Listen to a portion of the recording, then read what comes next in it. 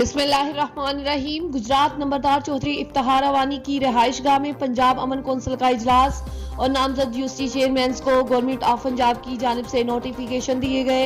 Punjab Aman council का इजलास जेर सदारत chairman Punjab council Malik Jamshed, general secretary Mohammad Mahmood Khan, vice chairman Akram Minhas, जिले चेयरमैन डिस्ट्रिक्ट गुजरात पुलिस शहराज इत्याज पेरोशा हुआ। इजलास का आगाज तिलावत कुरान पाक से हुआ और पंजाब अमन कौंसिल के chairman Malik Jamshed, vice chairman Akram Minhas, जिले गुजरात के चेयरमैन चौधरी शहराज इफ्तियाज पेरोशा ने खिताब करते हुए कहा कि हमने प्यार मोहब्बत को बढ़ाना है और अमन कायम करने में अपना अहम किरदार अदा करना है।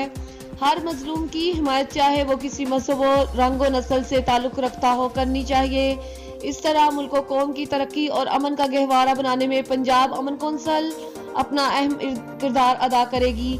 साथ में नामजद चेयरमैन को मुबारकबाद देते हुए कहा कि हम एक हैं और मुल्क और कौम की बेहतरी के लिए आप अपना किरदार अदा करें।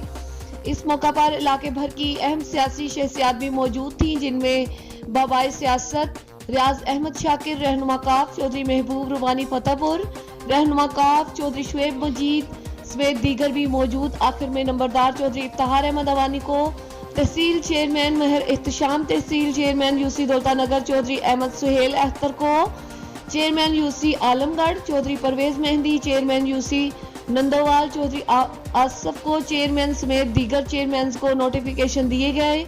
नंबरदार चौधरी इफ्तिखार अहमद अवानी ने अपने तमाम मुअज़्ज़ज़ मेहमानों का शुक्रिया अदा किया और ज़ियाफत का शानदार एहतमाम किया।